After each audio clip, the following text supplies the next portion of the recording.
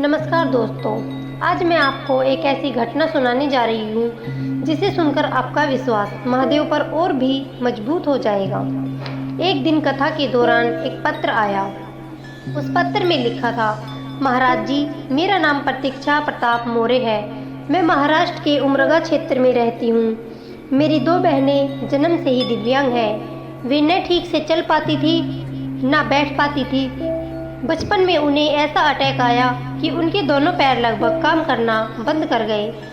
पत्र में आगे लिखा था, गुरुदेव, हमने अपनी बहनों का हर जगह इलाज कराया, बड़े बड़े अस्पतालों में दिखाया, डॉक्टरों से लेकर वैद्यों तक किसी को नहीं छोड़ा, लेकिन वर्षों बीत गए और परिणाम शून्य रहा।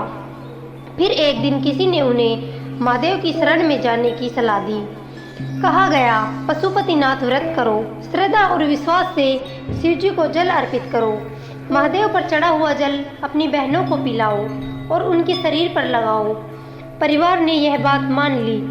उन्होंने 16 सोमवार का व्रत किया, पशुपतिनाथ व्रत किया, प्रतिदिन शिव मंदिर से जल लाकर बहनों को पिलाया और उनके शरीर पर लगाया।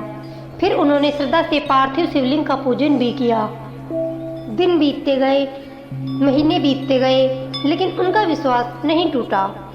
वे हर दिन महादेव से एक ही प्रार्थना करते रहे, भोलेनाथ, हमारी बहनों पर कृपा कर दीजिए। और फिर एक दिन ऐसा आया जिसने पूरे परिवार की जिंदगी बदल दी। जो बच्चियां बचपन से ठीक से बैठ नहीं पाती थी, जो अपने पैरों पर खड़ी नहीं हो पाती थी, उनमें धीरे धीरे बदलाव आने लगा। पहले सहारे से बैठना शुरू किया, फिर खड़े होने का प्रयास किया और देखते ही देखते वे चलने लगी। परिवार की खुशी का ठिकाना नहीं रहा। वे महादेव को धन्यवाद देने कथा पंडाल में पहुंचे। वहां उन्होंने भावुक होकर कहा, गुरुदेव, हम धन्यवाद देने आए हैं। हमारी दोनों बहनें जो कभी पलंग से उठ नहीं पाती थी, आज अपने पैरों से चलकर यहाँ आई है। यह सुनकर पूरा पंडाल तालियों से गूंज उठा। हर किसी की आंखें नम थी, क्योंकि यह केवल एक परिवार की खुशी नहीं थी, यह विश्वास की जीत थी, यह श्रद्धा की जीत थी, यह महादेव की कृपा का अनुभव था।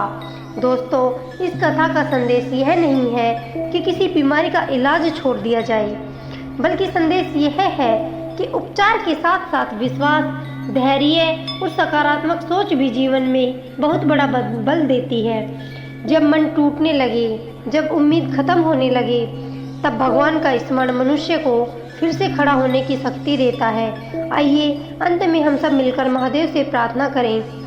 हे भोलेनाथ, जैसे आपने असंख्य भक्तों पर कृपा की है, वैसे ही हम सब पर भी अपनी कृपा बनाए रखिए। हमारे जीवन के दुख, कष्ट और बाधाओं को दूर कर हमें सही मार्ग दिखाइए। हर हर महादेव।